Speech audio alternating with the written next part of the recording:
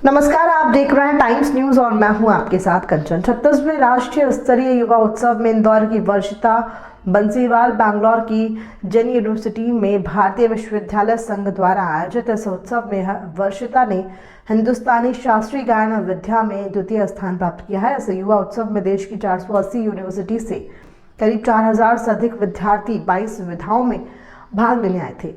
वर्षिता ने राष्ट्रीय स्तर में दूसरा स्थान प्राप्त किया। अब अंतर्राष्ट्रीय स्तर पर इंदौर की वर्षिता करेंगी भारत का प्रतिनिधित्व। इंदौर की बेटी वर्षिता ने इंदौर सहित प्रदेश को गौरवान्वित किया। दरअसल बेंगलुरु में हुई जैन यूनिवर्सिटी हिंदुस्तानी शास्त्रीय गायन प्रतियोगिता में हर्षिता ने सिल्वर मेडल हासिल किया, जिसके बाद माता पिता और परिवारजनों का सर गर्व से ऊंचा कर दिया। दरअसल पंडित गायक पंडित भुवनेश कोमकली एवं शुभदा मराठे से शास्त्रीय गायन में शिक्षा हासिल करने वाली वर्षिता 9 वर्ष की उम्र से ही शास्त्रीय गान में रुचि ले रही थी, जिसके बाद पेशे से टेलर पिता लक्ष्मी नारायण बंसीवालों ने बेटी की प्रतिभा को जाना और शास्त्रीय संगीत की तालीम शुरू की, जिसके बाद बेटी ने भी शास्त्रीय संगीत में छोटी उम्र में ही कई प्रतियोगिता में भाग लिया। आज वर्षिता मध्य प्रदेश सहित अन्य राज्यों में हुए शास्त्रीय गायन प्रतियोगिता में कई पुरस्कार व मेडल जीत चुकी हैं।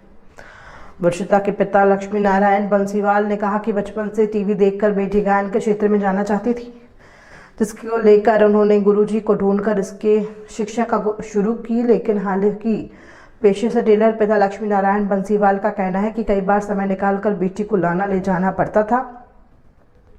हालांकि ये कठिन था, लेकिन बेटी के हुनर को देखते हुए कर पाया। वहीं वर्षिता के पिता ने कहा कि प्रदेश में कई ऐसी प्रतिभाएं हैं जिन्हें अवसर नहीं मिलने के चलते अब दब जाती है, लेकिन उन्होंने सभी बालकों से अपील की है कि अपने बच्चों के हुनर को पहचानें और उन्हें उस विद्या में पारंगत करें, जिससे न केवल परिवार का नाम रोशन होगा बल्कि प्रदेश का भी नाम रोशन होगा। आपको बता दें कि इसके पूर्व वर्षिता ने 2019-20 में चंडीगढ़ और दिल्ली में हुए सुगम संगीत आयोजन में भी राष्ट्रीय स्तर पर सिल्वर मेडल हासिल किया है। ये कॉलेज स्टूडेंट्स के लिए होता है और ये कॉलेज लेवल पर होता है। इसका नाम युवा उत्सव है, यूथ फेस्टिवल, जो कि AIU association of Indian universities Delhi द्वारा करवाया जाता है। तो इसके लेवल्स होते हैं। पहले जैसे मैं इंदौर में मैंने दिया, तो इंदौर में मैं पहले UTD होता है, फिर इंटर कॉलेज होता है, फिर डिस्ट्रिक्ट होता है, फिर हम लोग बाहर जाते हैं। तो इस बार स्टेट्स राज्य स्तर हुआ था भोपाल में। वहाँ मेरे गुरुओं और माता पिता के आशीर्वाद से पहला नंबर लगा था। उसके बाद फिर जोनल हुआ था, जो कि सतना में हुआ था। वहाँ पर मेरा द्वितीय स्थान रहा। उसके बाद होता है नेशनल। जोनल नेशनल के पहले जोनल होता है। तो हर साल 5 जोन होते हैं। मैं सेंट्रल जोन में आती हूँ, तो 5 जोन से वहाँ पर प्रतिभागी आते हैं और भाग लेते हैं। लेकिन इस बार जोन की संख्या 8 कर दी गई। तो जोन बढ़े तो कंपटीशन बढ़ गया, स्टूडेंट्स बढ़ गए। उसके बाद फिर मेरा जोन में सिलेक्शन हुआ और मैं नेशनल के लिए बेंगलोर में गई। बेंगलोर में जैन यूनिवर्सिटी में नेशनल हुआ और वहाँ मुझे सिल्वर लगा, मेरा द्वितीय स्थान प्राप्त हुआ। तो मेरे लिए बड़े सौभाग्य की बात थी और ये सब मेरे माता पिता और मेरे गुरु के आशीर्वाद से हुआ है। मेरे गुरु पंडित भुवनेश कोमकली और शुभदा मराठे ताई हैं, जो कि जिनसे मुझे शास्त्रीय संगीत की तालीम मिल रही है वर्तमान में। कहाँ पर ये कार्यक्रम हुआ था और कितने जो है प्रतिभागी इसमें शामिल हुए थे?